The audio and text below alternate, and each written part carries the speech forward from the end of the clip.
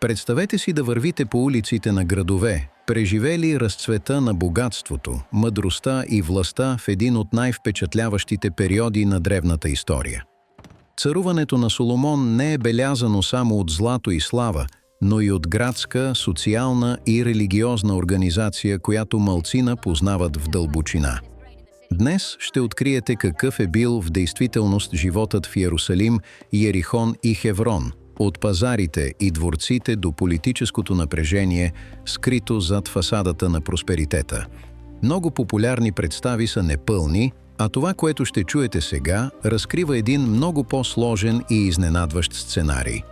Гледайте до край, защото последната част показва малко споменаван исторически детайл, който помага да се разбере защо привидно съвършеното царство започва да се руши. Абонирайте се за канала, оставете своя лайк и активирайте известията, за да продължите да изследвате библейските истории, които никой не разказва по този начин. Такъв беше животът в градовете по време на царуването на Соломон – Йерусалим, Йерихон и Хеврон.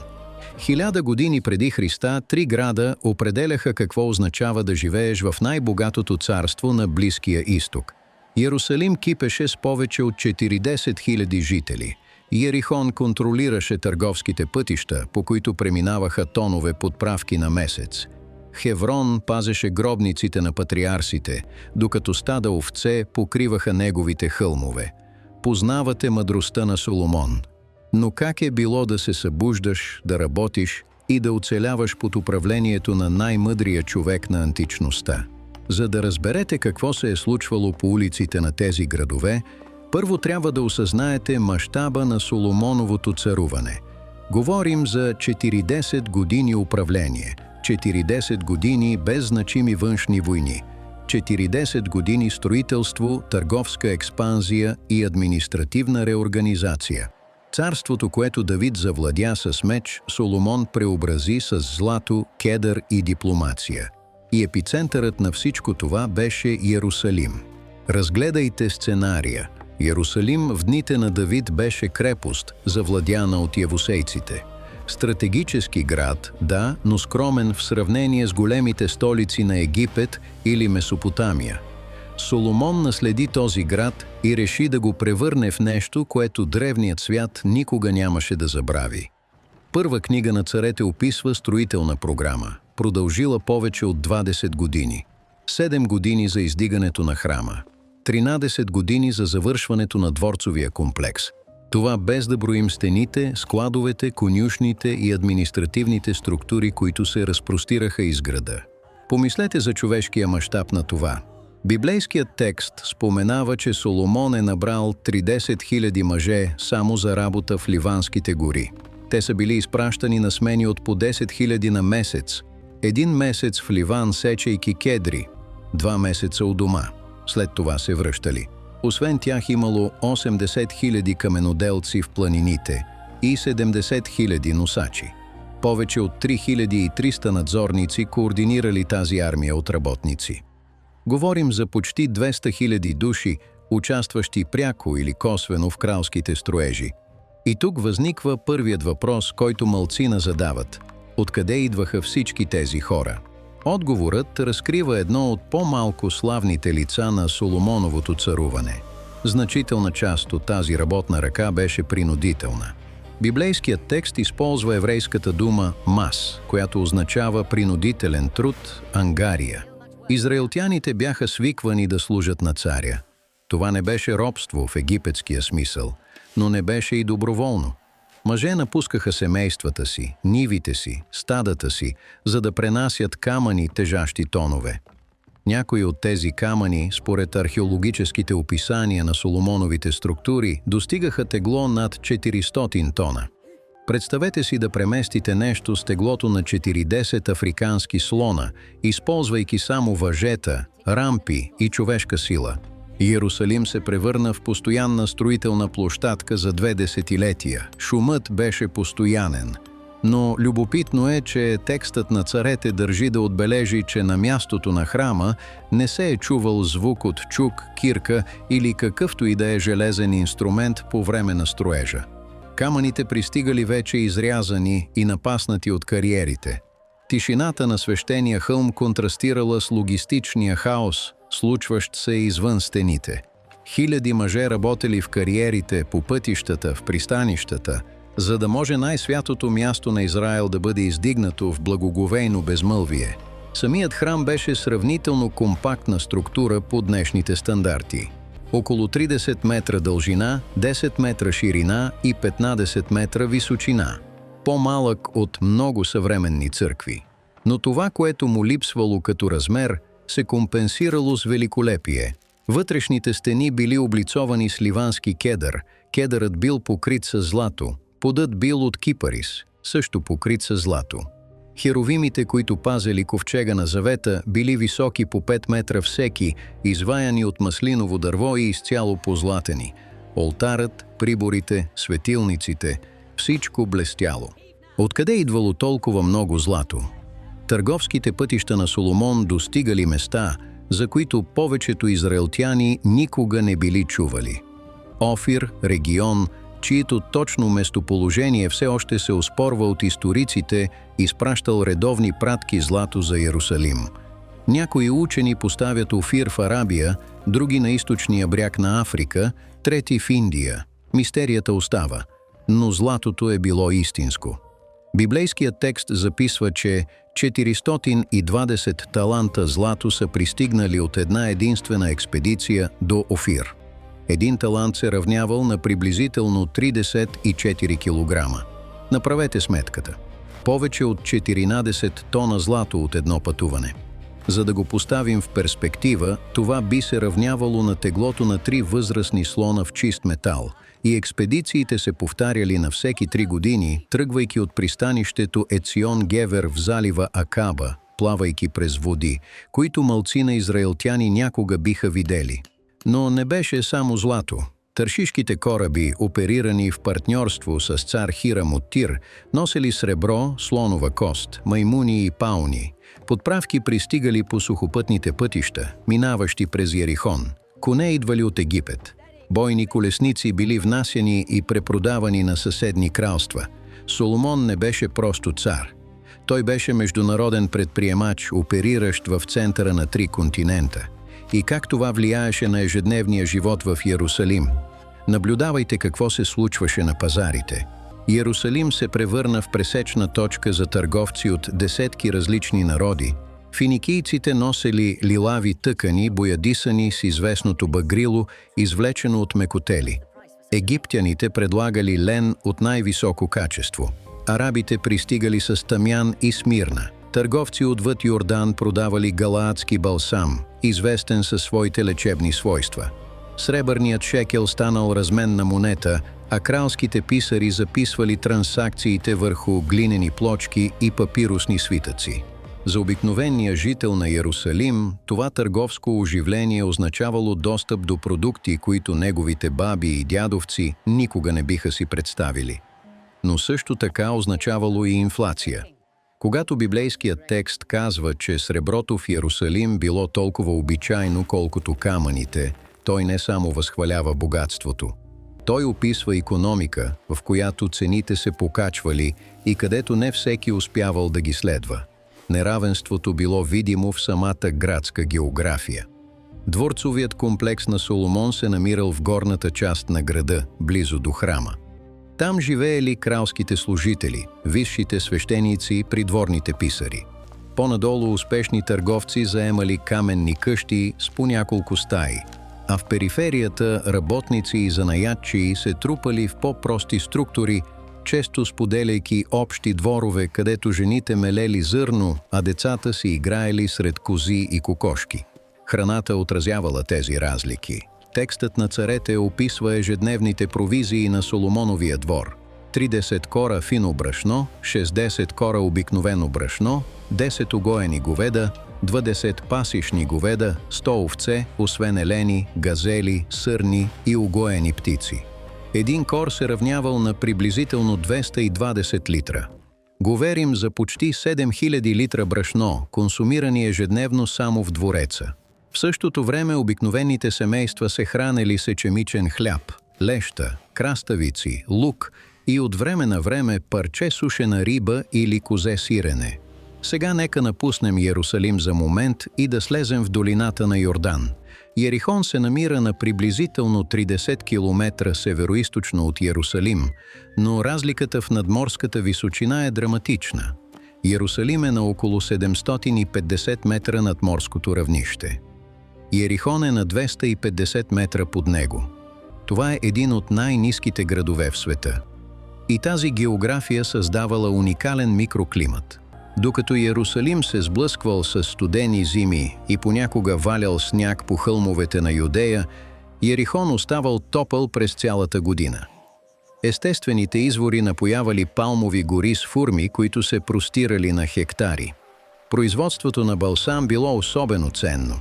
Този ароматен мехлем се използвал в религиозни ритуали, медицински лечения и луксозна козметика. Египетските кралици плащали състояния за балсам от Йерихон и Соломон контролирал тази търговия.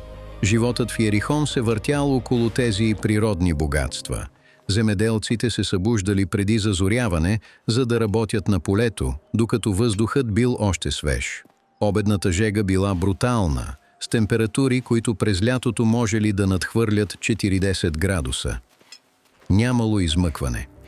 Работата се прекъсвала за няколко часа, когато мъже и жени търсели сянката на шатри или каменни постройки, чакайки слънцето да загуби част от силата си. Малките деца били държани вътре в къщите през тези смъртоносни часове. Работата започвала отново в късния следобед и понякога продължавала до късно през нощта по време на прибирането на реколтата, под светлината на факли и маслени лампи. Децата се учели от малки да разпознават кога фурмите са озрели по допира и цвета, как да подготвят терена за напояване, копайки малки канали, които разпределяли водата от изворите, как да съхраняват реколтата в керамични съдове, за да избегнат загуби от насекоми или влага. Но Йерихон не беше само земеделски. Неговото местоположение го правеше задължителна спирка за керваните, идващи от изток. Моавитски, амонитски търговци и такива от още по-далечни региони пресичали Йордан и влизали в израелска територия оттам. Контролни постове събирали такси за преминаване. Странно приемници предлагали подслон, храна и вода за пътешествениците и техните животни. Местни водачи се предлагали да ескортират керваните по най-безопасните маршрути до Йерусалим или други градове във вътрешността. Този постоянен поток от чужденци носел културни влияния, които не винаги били добре дошли за по-консервативните. Търговците не пътували само с стоки. Те носели също своите езици, своите обичаи, своите богове. Малки светилища, посветени на чужди божества, започнали да се появяват дискретно в периферията на търговските градове.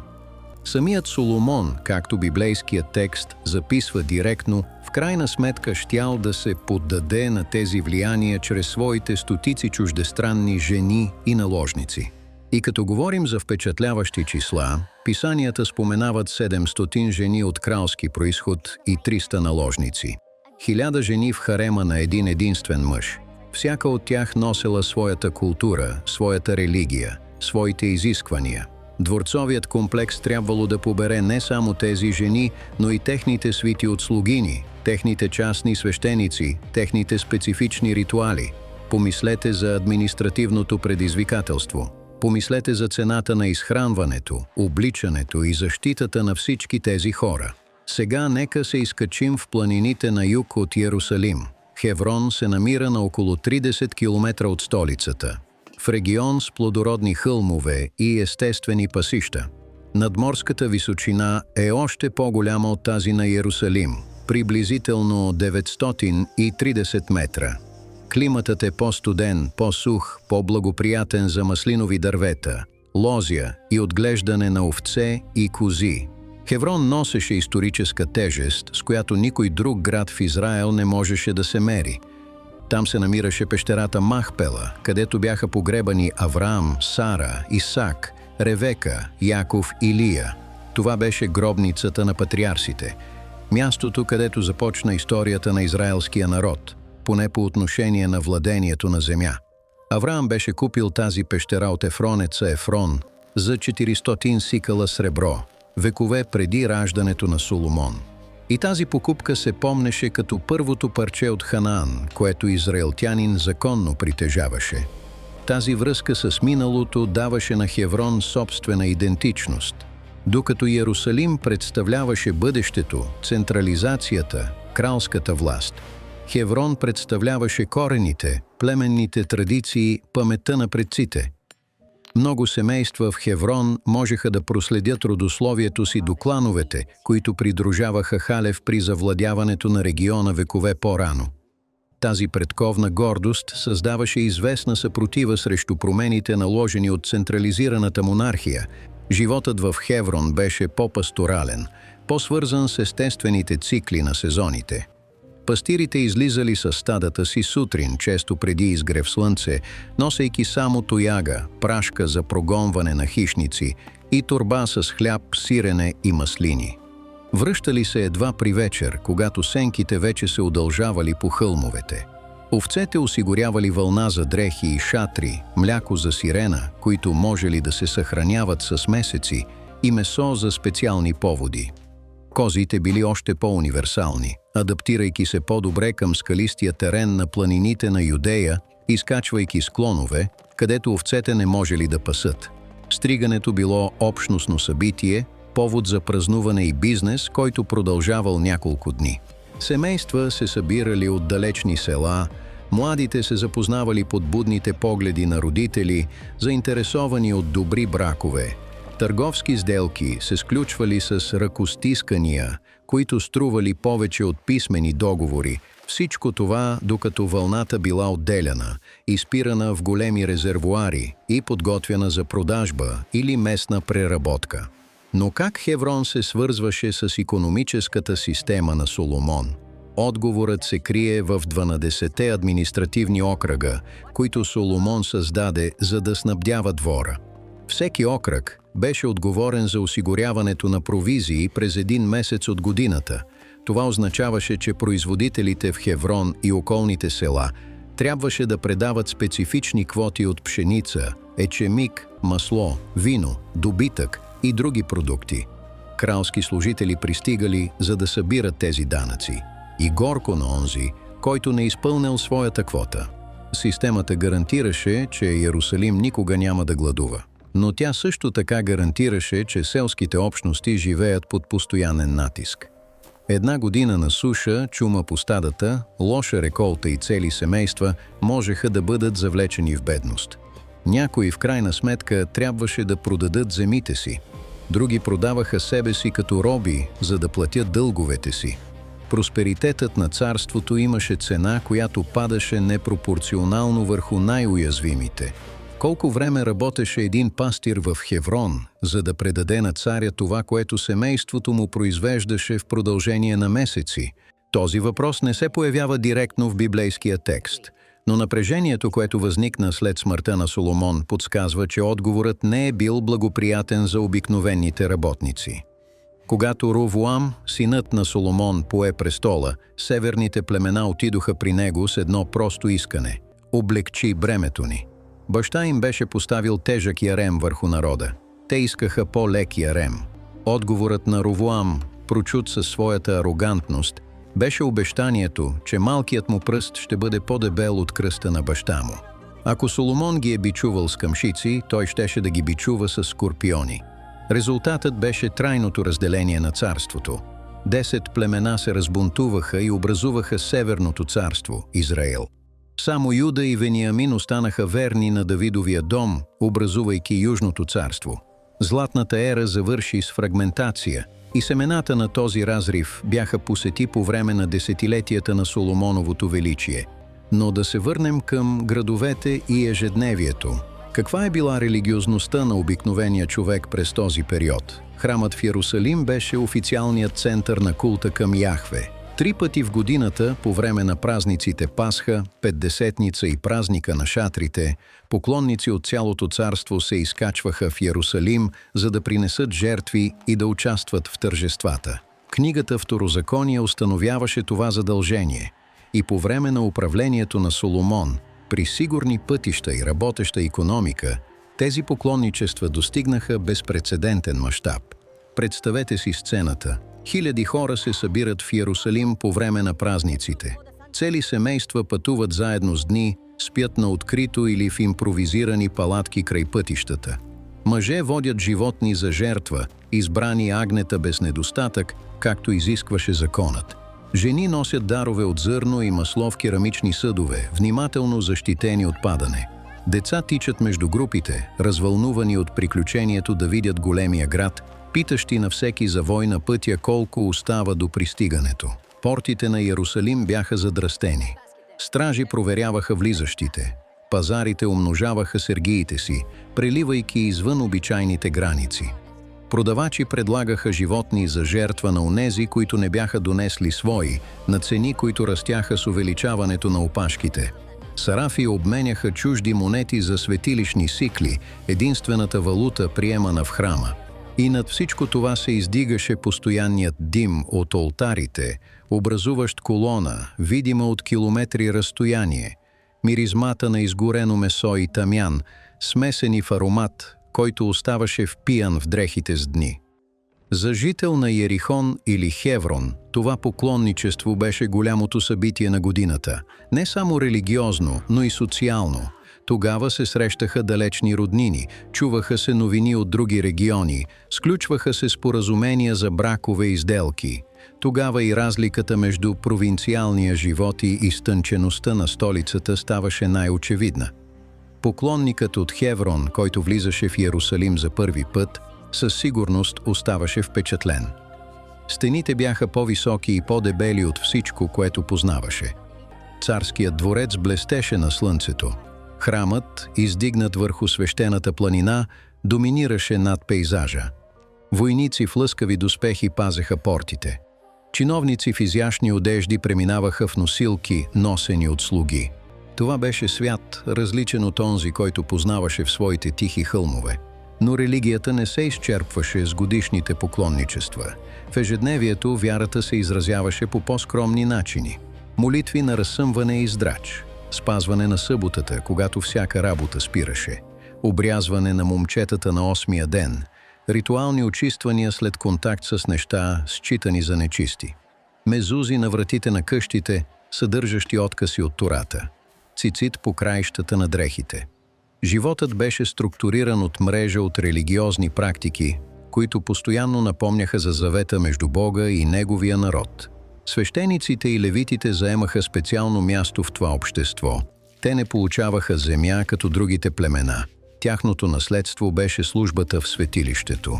В замяна имаха право на части от жертвите, на десятъците от народа и на доброволните приношения.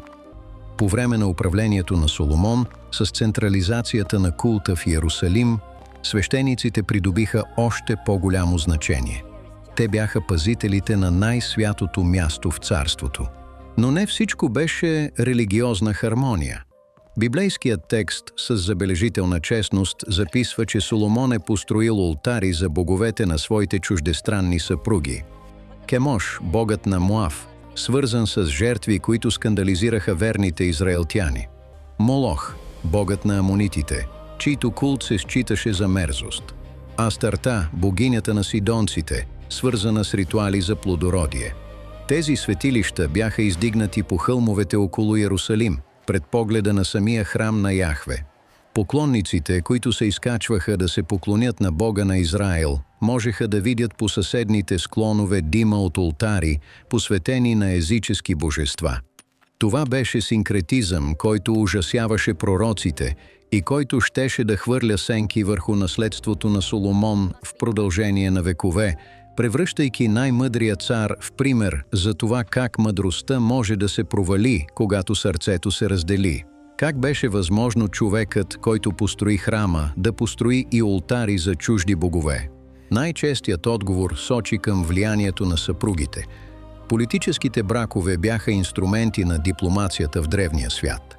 Вземайки за жени принцеси от съседни кралства, Соломон скрепяваше съюзи, гарантираше мир по границите и отваряше търговски пътища.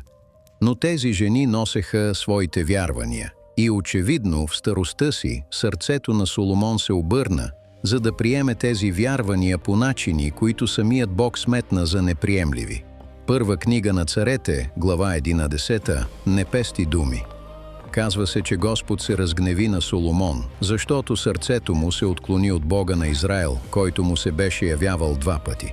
Поради това отклонение Бог издигна противници срещу Соломон: Хадад, едомецът, Резон, синът на Елиада, и най-значимото Йеровоам, синът на Нават, който в крайна сметка щеше да поведе бунта на северните племена.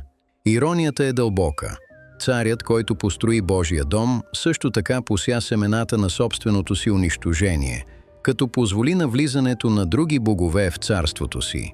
Мъдростта, с която Соломон беше известен, не беше достатъчна, за да го защити от собствените му желания.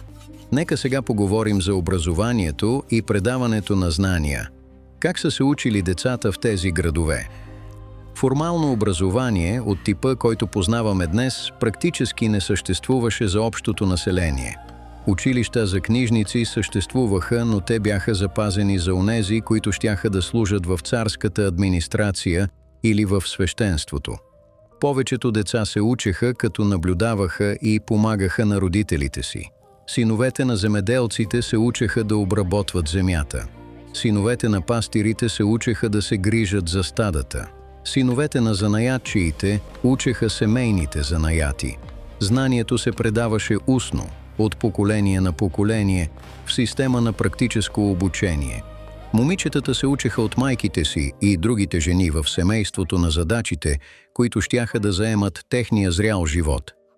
Приготвяне на храна, предене и тъкане, грижа за по-малките деца, управление на домакинството. Това беше практическо образование, фокусирано върху уменията, необходими за поддържане на семейство. Религиозното обучение се случваше главно в семейна среда.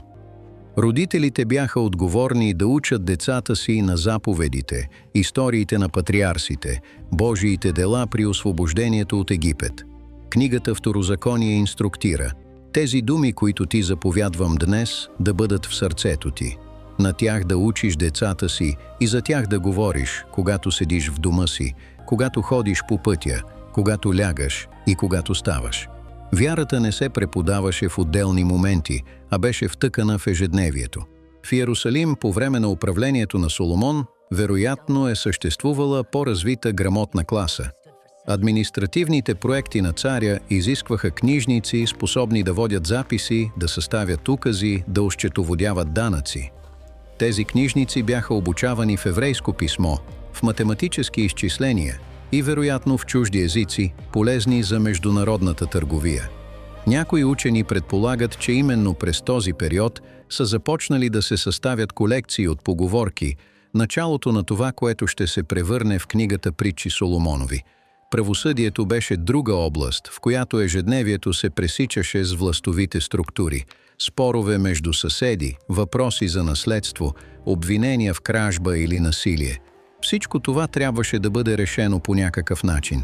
В по-малките градове като Йерихон и Хеврон, местните старейшини служеха като съдии, събирайки се при градските порти, за да изслушват дела и да издават присъди. Това беше система, основана на репутацията и общностното познание. В Йерусалим царското правосъдие беше последната инстанция. Самият Соломон, според библейския разказ, е заседавал, за да съди трудни дела. Историята за двете жени, които спорели за бебе, илюстрира тази роля. Когато човешката мъдрост не можеше да определи истината, дадената от Бога мъдрост разкриваше истинската майка. Тази история циркулираше из царството, подсилвайки образа на Соломон като несравнимо мъдър съдия. Ежедневната реалност на правосъдието вероятно е била по-малко драматична. Спорове за граници на имоти, неизпълнени търговски договори, животни, които унищожават насаждения, неплатени дългове. Това бяха случаите, които заемаха старейшините.